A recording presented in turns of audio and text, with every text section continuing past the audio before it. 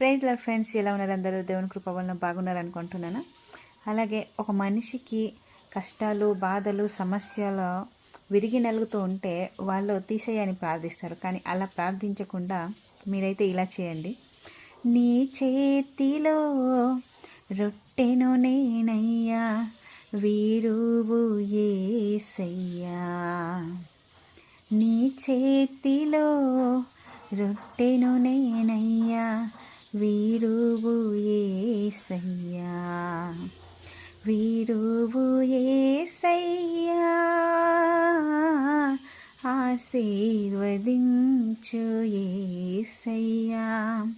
వీరువు యేసయ్యా,